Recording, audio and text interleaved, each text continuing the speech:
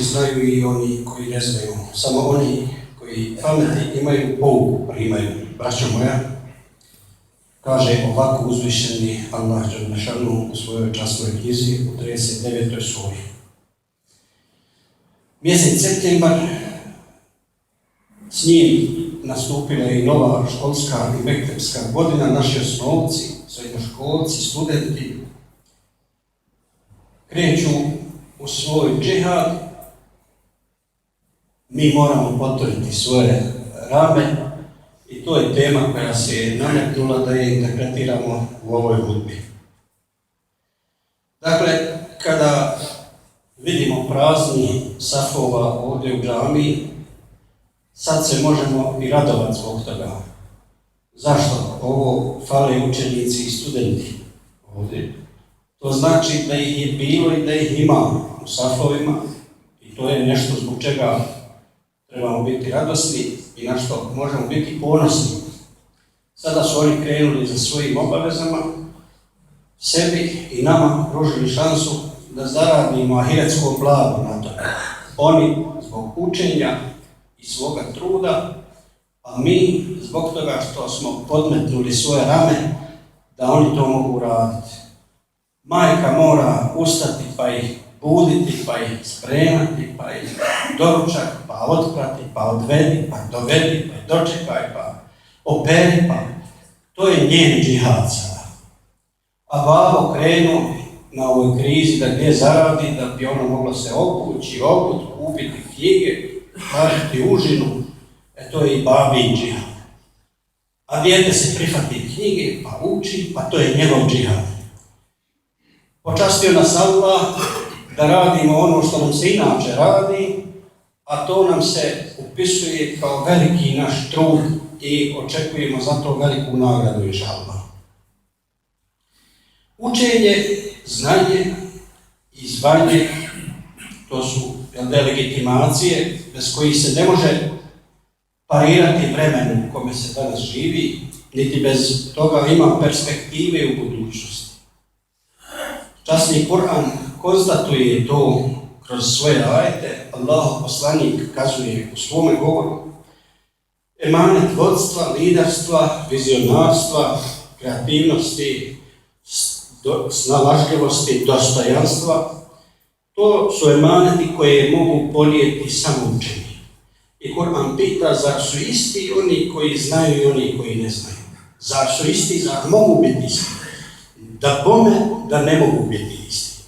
I zato je Kur'an i naša časna vjera Islam snažno promovirao učenje i snažno promovirao naukovanje i znanje do koga moramo doći, a preko njega onda ostvarujemo svoje ljudsko dostojanstvo.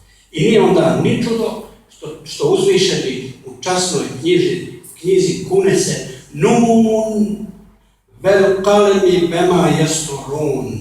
Nun, tako mi olovke i onoga što oni zapisuju. Tako mi olovke. Zar je ikakva knjiga na svijetu i zar je ikakav misionarski, vizionarski, politički ili bilo kakav pokret smogao snage i znanja da se zakune olovkom? I zar je iko znao da u olovci leži toliko bogatstvo i toliki potencijal? Eto, Allah je znao pa se njome zakleo. Ikre va rabbukel akrem, uči, plemenit je gospodar tvoj. Alladhi allama bil qalam, on je insana podučio da piše peru ga podučio. Pa će to pero zapisati svega i donijeti čovjeku svekolikoga dobra. Ako bismo parafrazirali ono što kaže časni Kur'an, da bismo mogli kazati, uči, plemenit je onaj koji ti darova blagodat olovke posredstvom koje osvajaš neosvojeni. I zato je Allahov poslanik, kad ga je upitao neko od ashaba, ahbirni bi efdalil amal, o Allahov poslaniče, kaži mi šta je najbolje ljudsko djelo. Kale Rasulullah sallallahu alejhi ve sellem, fa'alejke bil ilm, najbolje ti je da učiš. Innama es'eluke an efdalil amali fa ente taqulu fa'alejke bil ilm. Ja te pitam šta je najbolje djelo, ti meni govoriš uči. On nije smatrao, što je pitao, on nije smatrao da je učenje neko djelo. Allah poslanik mu opet ponovi, alejke bil ilm, uči. Fa inna qalila al-amali ma'a al-ilmi kathir, wa inna kathira al-amali ma'a al-jahli qalil. Kaže Allah poslanik, uči jer znaj, malo djelo koje učiniš posredstvom znanja ili malo djelo koje učini učen čovjek smatra se velikim djelom. A veliko djelo koje učini neuk čovjek, niko se na to ne osjeća. I tačno je to tako. Dakle, znanje je kategorija koja ti pribavi legitimitet. I ako hoćete da se odmaknemo samo korak, šta bi bilo, pitam vas, a i sebe, šta bi bilo da 90-ih naša djeca nisu prionula za kompjutere i digitalnu tehnologiju? Šta bi bilo da su ostali po poljanama skitat, igrat lopte, tračiti vrijeme i tako dalje? Danas bi bili ostrvo u svijetu koje ne poznaje digitalne tehnologije i koje se njima ne služi. Ali hvala Allahu, to je bilo djeci interesantno pa su brzo naučili i sada vi iz ove naše mase imate mladiće koji su virtuozi na svjetskom glasu, koji rješavaju probleme, koji zarađuju novac iz svoje sobe preko tih sredstava koje je Allah dao. A to je zato što su učili, što su se angažovali i što su pošli u korak s vremenom koje ide. Eto, zbog toga je to. I još jednu distinkciju da napravimo. Zar ne znate za hadis Allahov poslanika u kome je kazao in kamati saratu wa fi yadi ahadikum fasiratun fa in istata'a illa takuma hatta yagrisaha fa yagrisaha. Kaže, ako bi nastupio sudnji dan, a neko od vas imate mladicu u ruci, nek je posadi ako bude mogao. Kome će saditi kad sudnji dan nastupa? Allah poslanik kaže, nek je posadi.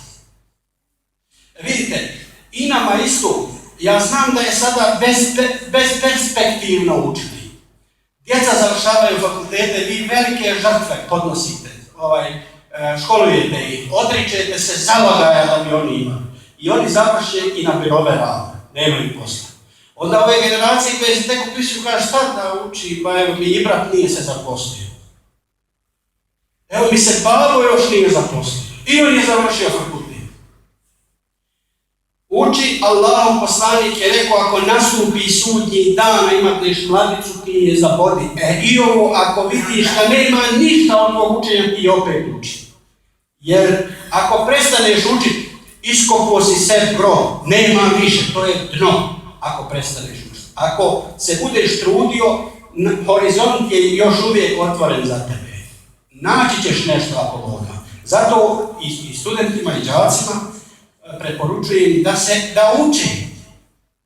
Da uče, jedino se tako odhrvaju vremenu koje ih je pošlo gaziti. Siromašku, bijedi i tome slično. Ako prestanu učiti, oni su onda tlo koje će biti sasvim pregaženo, to nije nimalo, ne postoji dilema oko toga, naprotiv, treba da uče, doći će vrijeme ako Boga je žao. I naravno treba u životu da se trudi. Jer neuk čovjek je pogodan i za manipulacije, i za svaku vrstu porobljavanja, i za svaku vrstu ponižavanja, i tako dalje, dakle, i svaku vrstu degradiranja. Neuk je plodno tlo za to. Zato se ne treba predati i zato čovjek treba od svoga učenja da dobije sva ona krila koja roditelji ne daju djetetu. Znate, nekada mi vjerujemo da učenje samo donosi posao. Ne, učenje donosi još dosta krila insanu koje roditelj inače ne daje. Roditelj insana odhrani da bude stasit, da uzraste i školuje ga i tako dalje, ali taj insan mora postati precizna ruka, mora postati razboritog rezona, mora taj insan biti toliko moćan da bude analitičan insan koji situaciju analizira potanko, pa je ona tako razumljiva, mora postati prijatan kad treba, mora postati pitom, mora postati poduzetan, konkretan, sve se to stječe učenjem. Ako ti zapostaviš učenje, sve si ovo zapostavio. Drugima će niknuti mnoštvo krila, a ti ćeš ostati bez svih tih krila. Zato uči. Da Allah pomogne sve koji uče. I naravno sve naše majke i sve očeve koji vjerno služe u tom zadatku. A sada mi dozvolite da se sa 2-3 rečenice osvrnem na Mekteb. S obzirom da i Mektebska godina počinje i mi ćemo već onoga sljedećeg tamo vikenda upisivati ako Boga djecu. I ako se u kontekstu ove priče osvrnemo na Mekteb, moramo iznijeti nekoliko činjenica koje nas ovako pomalo brinu. Prvo, još uvijek je mali broj onih koji cijene ulogu Mekteba i prilaze mu s dužnim poštovanjem. Mektebski odgoj i obrazovanje priključuju u paketu neizostavnih sadržaja koji im treba propratiti razvoj svoga djeteta. Većina ostalih u Mektebu ne vidi ništa korisno za razvoj svoga djeteta, unatoč naučnim, vjerskim, kulturnim i tradicijskim odgojno-obrazovnim sadržajima koje Mekteb nudi i kojima utemeljuje identitet djeteta. Ne mogu da se načudim da postoji roditelj koji je rodio dijete i voli svoje dijete i da on misli da njegovo dijete ne treba da ide u Mekteb.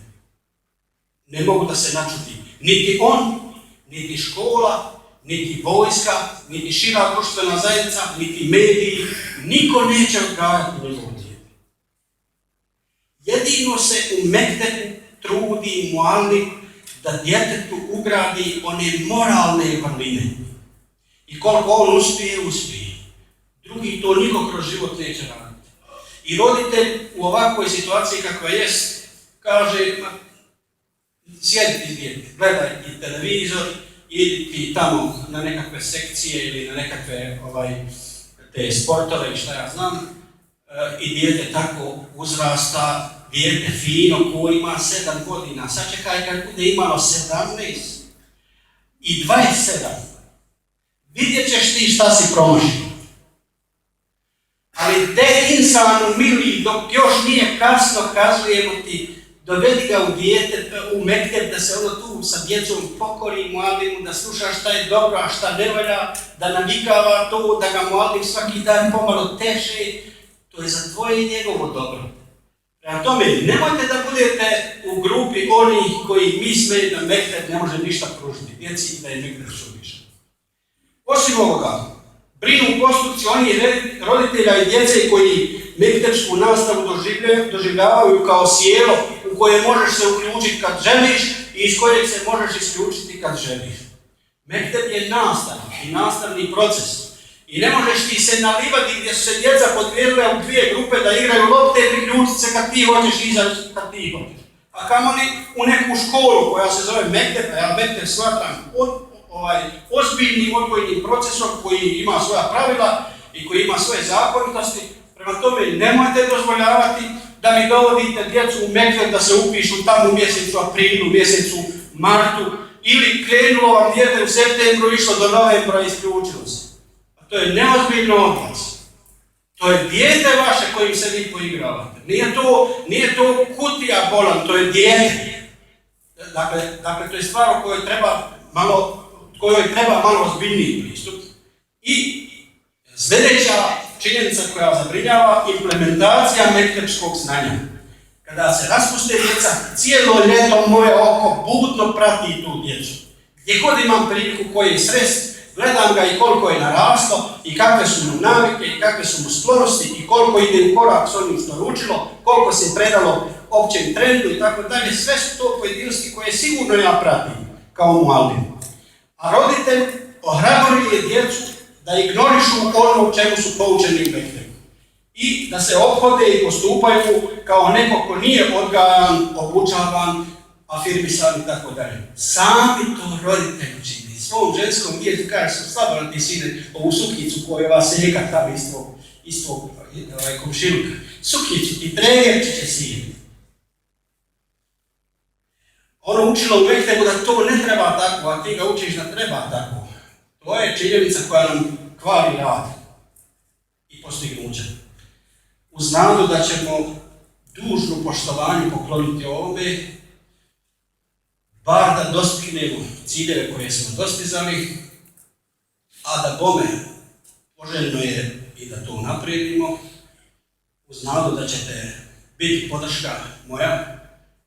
Molim Allaha uzvišenog da nam omili učenje, da nas ohrabri, da ustrajemo, da budemo ćuprija preko koje će naša djeca prelaziti. Ne bismo li uz Allahu pomoć našu djecu izveli na selamet. To Allaha molimo i molite ga svi i molite ga stalno i permanentno. Allah nam može pomoći.